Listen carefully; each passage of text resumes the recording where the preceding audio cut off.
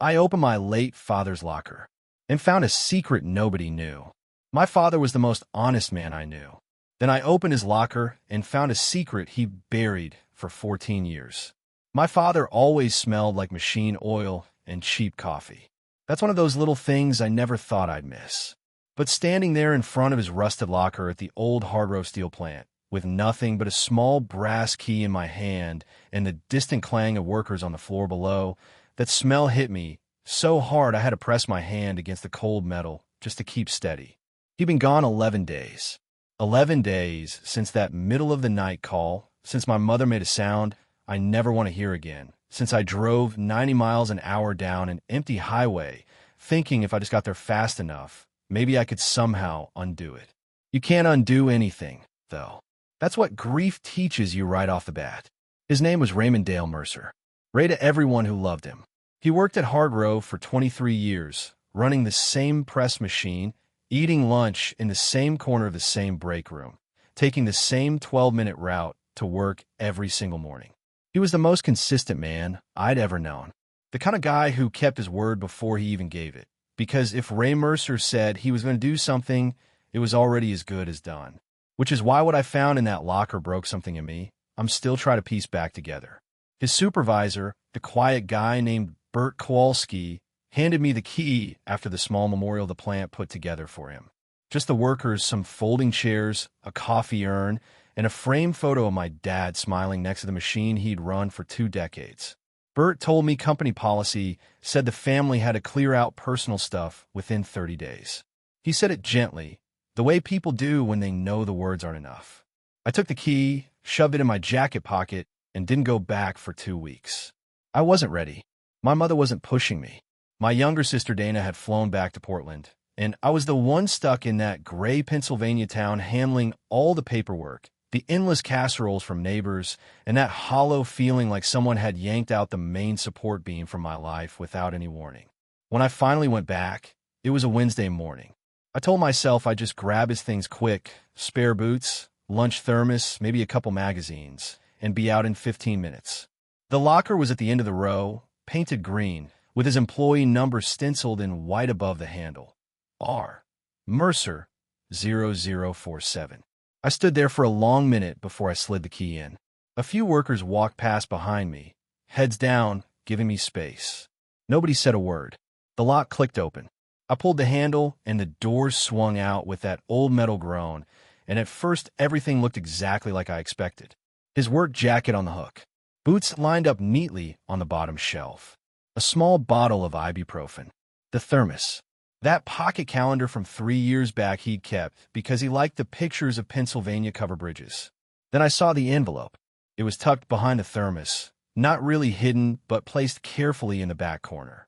Plain white, unsealed, with my name written on the front in my father's handwriting. Daniel. Just that. My name. In his careful, slightly slanted print. My hands were shaking by the time I picked it up. Even before I opened it, some part of me already knew whatever was inside was going to flip my world upside down. You get that weird stillness, sometimes right before life shifts, a hell breath. I felt it standing there in the locker room with the fluorescent lights buzzing overhead and the plant noise drifting up through the concrete. Inside the envelope were 2 things. First, a folded letter in my father's handwriting, 3 pages front and back, in that same neat print he used for birthday cards. Second, a deposit slip from a bank account I'd never heard of. The balance was just over $214,000. I sat down hard on the bench behind me. My legs didn't really give me a choice. I didn't read the letter right away. I just sat there holding both, staring at that slip. I knew exactly what my father made at Hargrove. I knew the house payments, the savings, the retirement picture they were supposed to have. Mom worked in a school cafeteria. They were comfortable, not rich. There was no way in hell my dad had quietly stacked away over 200 grand in a secret account. At least, no clean way. I read the letter twice right there in the locker room. Then I folded it carefully, put everything back in the envelope, walked out to my car, and sat in the parking lot for almost an hour just staring at the chain-link fence. The letter started with an apology. Daniel, if you're reading this, I'm gone. I'm sorry for that, and I'm sorry for what comes next. I need you to know everything I did was to protect your mother, you, and Dana. But I also know that's not a full excuse. My father had kept a secret for 14 years. When I was 17 and Dana was 12, we had this family friend named Gerald Hollis. He was Dad's oldest buddy, basically a brother. They grew up 2 streets apart, played ball together, stood up at each other's weddings. Gerald and his wife Connie were at every Christmas, every birthday, every Sunday hangout. I thought of him like an uncle. What I didn't know was that when I was 17, Gerald came to my dad with a problem. Bad investments, serious debt, to some nasty people who weren't patient. He needed help moving money through a side account that couldn't trace straight back to him. Not a loan. There wasn't time for that. Dad said no at first. The next week, someone broke into our garage and left a note. I remember it. Dad told us it was probably just kids messing around. We all believed him. Then Gerald came back, and this time he wasn't just desperate. He was threatening. Said he had photographs from years earlier, when they were young and stupid. Evidence of something that would destroy Mom's view of their whole marriage. Dad wrote that the mistake was real from before I was born, and he'd spent 30 years trying to be the man who deserved her without her even knowing she'd given it. So Dad helped him. Not full-on money laundering like in the movies. Gerald needed fake invoices and signatures to make cash look like legitimate equipment purchases for a small business he controlled. Dad played the contractor role, signing off on work that never happened. He did it for 11 months. Gerald paid him a cut, never asked for it, just deposited it into an account Dad opened because he didn't know what else to do. When it ended, Gerald was clear. No more threats. And Dad never touched the money. For 14 years it sat there, collecting interest while he carried the weight alone. The letter ended like this. The account info is on the slip. It's yours now, yours, Dana's, and your mother's. I know it doesn't feel clean, but it kept you safe. And I need you to know the man you believed I was. That was real too. Those 2 things can both be true. I love you. Dad. I didn't process it clean. Drove home in a fog. Made pasta with Jared's sauce. Ate half of it standing over the sink. Thought about calling Dana or Mom, but couldn't find the words. For 2 days I sat with it. On the 3rd day, I started digging. Gerald was still around, 71, retired, living 15 miles away with a boat on Calvert Lake. Small towns remember everything. I had my friend Marcus, who does IT security, quietly check public records and filings on Gerald's businesses. What he found after 4 days hit like a punch. Gerald hadn't stopped. The old scheme had turned into a pattern.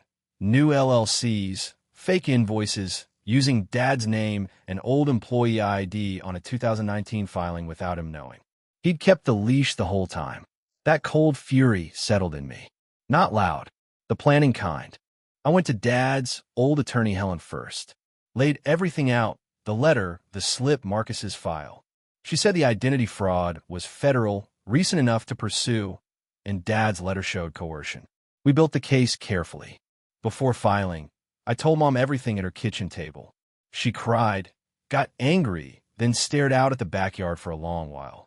Your father never bought himself a damn thing, she said. Drove that same truck for 23 years, saying it still ran fine. He was carrying all that alone. The money, half goes to the food bank at St. Catherine's. I don't want to hear. The referral went in. Within weeks, the Delaware LLC was frozen. Gerald had a defense attorney, and his quiet boat days were over. I answered when he called. Let him talk. Then told him straight. Dad carried what he gave him for 14 years and died with it. The call ended there. The money got released clean in the end. Mom sent some to the food bank and the rest to a scholarship at the high school for kids going into trades like Dad. We watched the first kid get it in the gym, 17-year-old Tyler who wanted to be a machinist. I kept thinking about Dad's corner in the break room, those covered bridges, and that green locker. There are things I'll never fully square. Dad wasn't just one version of himself, but every day he chose to be the man I knew. He left me that letter instead of silence. Trusted me with it. I still have it. One line keeps coming back. Those 2 things can both be true. I keep the locker key on my ring. It doesn't open anything anymore. But some things you just hold on to.